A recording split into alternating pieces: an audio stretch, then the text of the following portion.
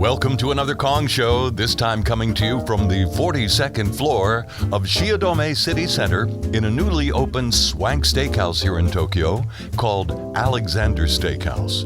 Now, in this interview, we'll be talking with the executive chef, Mr. James Brownsmith, who has an extensive background in the restaurant business and was a graduate of CIA, Culinary Institute of America.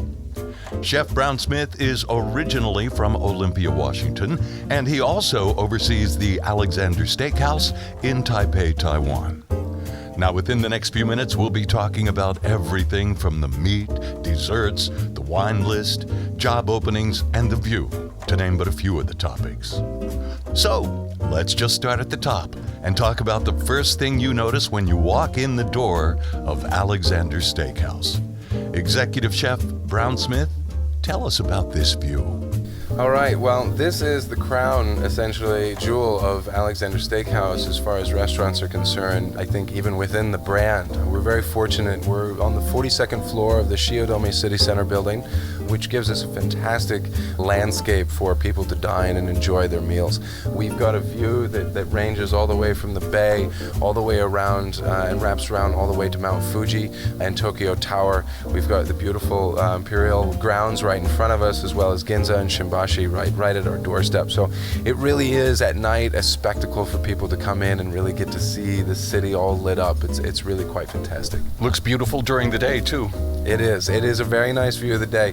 You know, on a clear day, you know, when you get to see Fuji just peeking up there beyond the mountains, it's really quite a spectacle to see. Now, can you reserve window side tables? You certainly can, and we don't actually even charge extra for the window seats. I know some restaurants here in town will do that. If you speak with our reception when you make a reservation, just make a request and say, hey, we'd really like to sit next to a window, and we'll do everything we can to make sure we can accommodate you. It seems every seat, every table has a great view of Tokyo.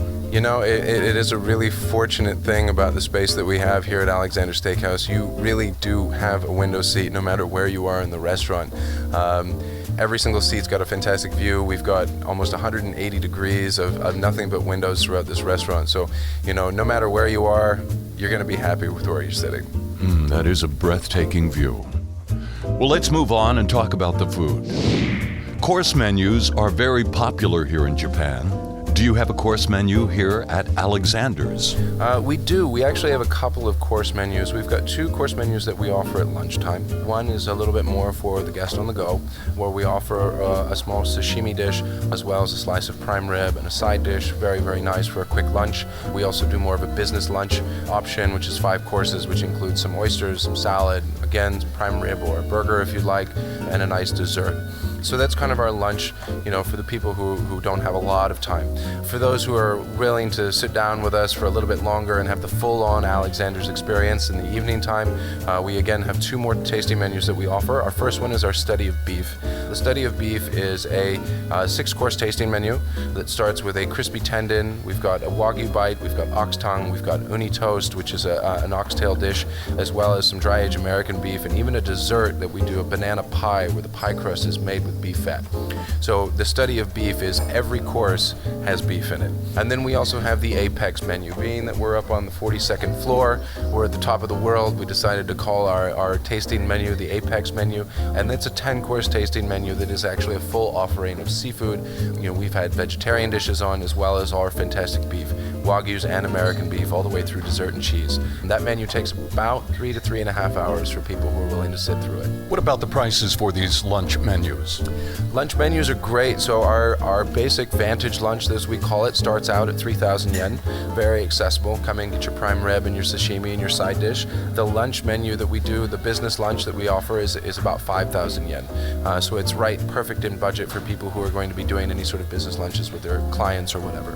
During the dinner time, our study of beef menu starts at 12,000 yen. Sorry, I'm thinking in US dollars. And then the Apex menu comes in at 24,000. Romantic prices. Romantic prices, yeah. Your lady's worth it. Of course, this is Alexander Steakhouse, so let's just get to the meat of the matter. We pride ourselves, obviously, very much so as an American brand on American beef. We're working with some very, very special producers from back in the United States. The majority of our stuff is coming all from California or Nebraska. We work with currently Greater Omaha, specifically Greater Omaha Prime, for our tomahawk chop, as well as for all of our dry age that we're doing in-house. Greater Omaha places in the top 0.5% of all prime beef in the United States, so it's a very, very premium brand, and we're very fortunate to have it here in Tokyo. We also have our Creekstone Farms, which is another brand that's from the Midwest in the Corn Belt. Really, really great farm. We do a nice dry age bone-in ribeye for that one. And then we've also got some really unique stuff that we're doing here as well, where we're working with some heritage breeds, and we're planning on expanding this program. Heritage breeds means that they're classic breeds that were used back long before Angus kind of became the number one. Right now, we're offering a Holstein from Schmidt's Ranch. In the near future, we'll be bringing on some Piedmontese cattle as well as some Hereford cattle. So it won't just be Angus. You'll get to actually try different species of cows here in Tokyo. All of our dry age we'd make in-house, which is unique, so you really get to taste the dry age flavor of Tokyo. It's not the dry age flavor of the United States being shipped over here. So it's a very, very unique experience. We offer 3 different steaks. We've got a T-bone, a bone-in fillet, and a New York, which we usually age anywhere from 30 to about 45 days. And last but not least, another thing that we're very fortunate to have is we're working with some private farms here in Japan for exclusive Wagyus that you can't find anywhere else in Tokyo. Tell us a little bit more about the Wagyu. Yeah, the Wagyu program that we have, we're very fortunate. We have a lot of really good partners back in the United States that we've been working with for years. And when we told them that we were coming to Tokyo, they wanted to make us a little bit unique in the market. So what we've done is we've actually sourced through our partners a series of 5 farms right now. That they're all very, very small production farms. Most of them are under 300 heads of cattle. Most of them are only slaughtering between 1 to 4 heads per week, which is an incredibly small production in comparison to some of the larger producers, say in the Miyazaki prefecture, where they'll be doing 10,000 animals a month. So for us to be able to work with these very, very small and private farms, we get a very unique experience for our guests. Some of the ones that we have are coming from Ibaraki Prefecture from the Hakota farm. We've also got some Matsuzaka from Mie Prefecture, which is the ocean farm. And one of the more important ones that we have that we're very, very fortunate to have is the Chateau Uene from Hokkaido Prefecture. The Chateau Uene, we are the only public restaurant in all of Japan that actually serves this particular cattle, or this particular cow, which is the Hokkaido snow beef. Very, very special beef, and we're very, very fortunate to have it. But all of our brands that we have, all of these small farms that we get, we're very, very lucky and very, very glad to be able to have them on our menu. Do you have Chateaubriand? We do not have Chateaubriand. I've done Chateaubriand before, and it's something that we might look into bringing in the future. And what is this room? What are we looking at here? This is the dry age room. So this, at Alexander Steakhouse, we do all of our own dry aging. This is the Greater Omaha Prime short loins, and these short loins will be cut into T-bones, bone-in fillets, as well as bone-in New Yorks. All of our steaks that we do here are aged between 30 to 45 days. Now, of course, you mentioned burgers a little bit earlier. Tell us about your burgers. Well, we have kind of a burger. It's actually a short rib sandwich that we call a burger. We wanted to do something a little bit different, a little bit unexpected. When people come in, everybody's got a burger. Not everybody has got this kind of burger. So what we do is we have a nice brioche bun with braised short rib that we glaze in a little bit of black apple vinegar, and then we top that with a beautiful pile of sort of our kimchi. It's sort of a Japanese-inspired kimchi with yuzu and shiso, and then some crispy shallots on top, and then the barbecue sauce, served with some French fries and little house-made pickles. So it's a pretty delightful little snack to have at lunchtime. But it's not your typical burger, but I think it's something that everybody can enjoy. And what do you call this? Delicious. How much for this burger? So we're going to be, we offer this burger at lunchtime with a hamachi shot. You can come in and get it for $30. We're also going to be, or for 3,000 yen, excuse me. We're also going to be offering this in the bar here in the next month or so, where we're going to be able to pair that in the evening time. You can come and get the sandwich and a beer and your French fries, and we'll have that as sort of a happy hour special for 3,000 yen as well. Do you have Wi-Fi here? We do have Wi-Fi. That's always important for people who are having a business lunch, right? It is important. We make sure that we have a public Wi-Fi that we offer to all of our guests, and pretty much everybody uses it. So, yeah. It's not a problem. And you have a very beautiful bar here. What can you tell us about that? So the bar program is, we tried to stick with a very classic American style sort of cocktail bar where we feature some more classic, Americana style cocktails. So you can come in and get your Green Points and your Boulevardiers and, things that were popular back during the 1920s, as well as some more contemporary classics, things like your Moscow Mule, your highballs, your old fashions and things like that. We do a few little twists on them. We really try to focus on spirits that are a little bit more outside the box. We really try to work with more artisan-style crafts, cocktails, and spirits behind the bar. So many more things to talk about, James, like your appetizers, your wine list, coffee. Your coffee here is great. I know you have fantastic desserts, and of course, some of our listeners are wondering if you have any job openings. But right now, I want to find out about private dining. Can you offer any private rooms? So this is our one of our private dining room areas. Our private dining room, we've got two major sections of the restaurant that we dedicate to it. The first one is kind of on the Fuji side of the restaurant. So you've got a beautiful view of Tokyo Tower, Mount Fuji, kind of off in the background on a clear day. It's very, very nice. This room can be broken down into two separate rooms or as one large room, depending on how big of a party that you have. What are these two little seats over here? We've got a nice, cute little nook over here in the corner that's got it's kind of like I call it the corner office. It's kind of a nice little place if you wanted to sit down and have a cocktail, or if you needed to have a little private meeting with somebody, we can offer that to a guest when they come in. I guess every restaurant has a best seat. If you were going to recommend a seat for one of our listeners, what table number would you recommend and why?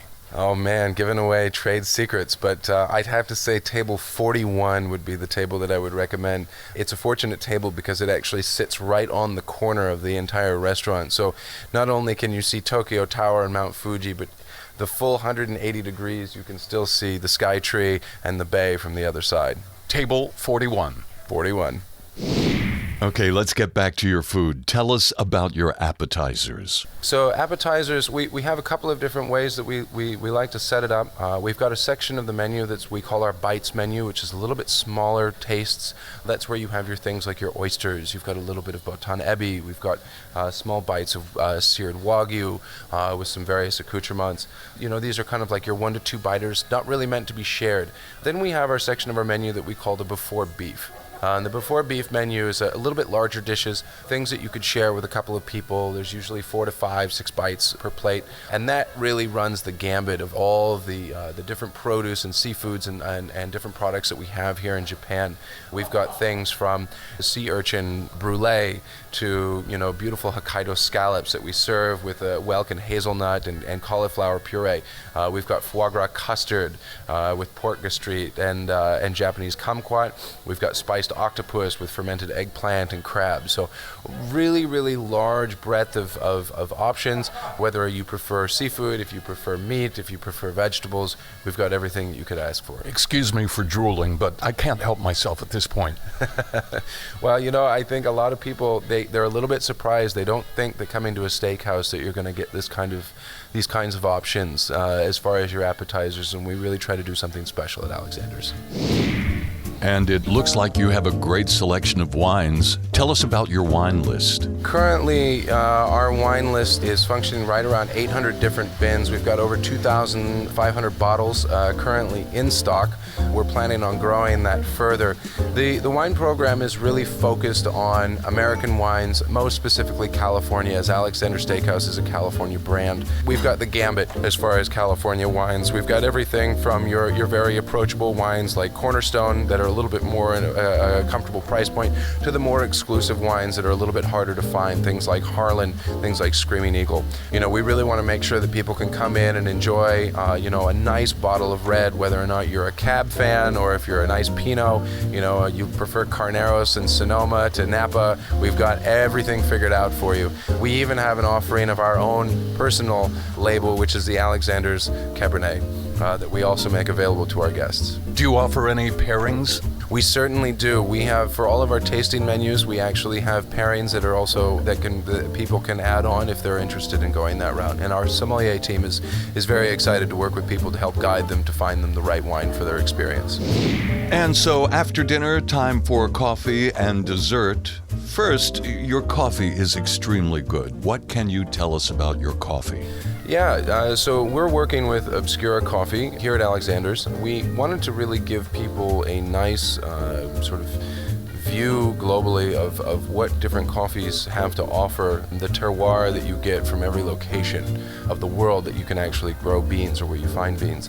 Whether it's your dark, rich chocolate, cinnamon, hazelnut flavors of an Ethiopian to a, Central America going into Honduras and Nicaragua, where you're going to find that your beans are going to have a profile that's a little bit brighter. You're going to have more citrus flavors, more bright, fresh herb flavors on it, a little bit higher acidity. So we offer a line of French presses that everybody has access to when they come to Alexander's, and we give a little bit of information about those, and so we can kind of tailor it to the style that people like for the coffee. We also have a espresso blend that we work with. It's a blend of Ethiopian and Guatemalan that has a really, really nice balance. You tasted a little bit of our espresso in your Americano today, so. Very delicious coffee. Some of the best coffee I think I've ever tasted here in Tokyo. Thank you, I appreciate it. We're very lucky to be working with Obscura Coffee. They've been a great partner to us in training and also making sure that we've got the best quality that we can. Ooh, I like this. Tell us about your dessert menu. Well, we can kind of go two different directions with that. If you've got the sweet tooth, we can go the sweet route. If you're more of a cheese person, we've also got a fantastic cheese program. As far as our sweets, we really try to have a nice broad range of offerings for people, from things that are a little bit more adventurous to things that are much more comfortable and maybe familiar. For example, we have a chocolate decadence, which is, flavors of whiskey and chocolate and raspberries and a little bit of smoke profile on it, something that's really simple and easy to understand. We've also got things that are a little bit maybe outside the comfort zone for people, where we're doing miso caramel, celery root ice cream, hazelnuts, and white chocolate cake. Wow. So you kind of get a little bit of a gambit. We also want to pay respect to the fact that we are here in Tokyo, so we've got a silken tofu panna cotta that we would do with an apple and hibiscus granita and quince. So we've got a couple of different offerings. On the cheese side of things, we've decided to do something a little bit interesting with our program, where we're actually taking classic Western European cheeses. Mimolette, right now we're using Mimolette, Taleggio, and Roquefort, and we're actually showcasing them alongside a sort of a copycat of that style of cheese that's made here in Tokyo. So you can taste the terroir and the style of the old world versus the new world here in Tokyo. So a Japanese Roquefort versus a French Roquefort, you try them side by side when you order them. So it makes a very interesting experience for people. I'm sure some of our listeners are now wondering if you have any job openings here at Alexander's. Alexander Steakhouse, we're always looking for really talented and qualified individuals to come join our team. We are always looking for, people to fill certain roles. So, if you are a cook who's looking to aspire to learn a little bit more about American cuisine, come see us. If you're a person who likes to work in service, you're a bartender, a sommelier, anything, we always are hoping to find, good, talented, and dedicated individuals to join us. James Brownsmith, executive chef of the newly opened Alexander's Steakhouse up high on the 42nd floor of the Shiodome Center, thank you very much. Do you have a personal message for all of our listeners here in Japan and around the world? Oh, I certainly do. We're very, very lucky to be here in Tokyo. I consider myself to be very blessed every day because it's a dream to be in this country, which is such a wonderful place for food and wonderful people. And Alexander's is really about quality of experience and really want to create something special for everybody who comes in here, which is why we have some of the best beef you're going to find anywhere in Tokyo you're going to find here at Alexander's Steakhouse, not to mention the service and, of course, the view. We'd love to have everybody come in and try us. I guarantee you they won't be disappointed. And can they ask for you? Certainly can. I'm always available for pictures and always a nice hello. James Brownsmith, executive chef of the newly opened Alexander's Steakhouse. Thank you very much for joining us here on The Kong Show on the Japan Today website.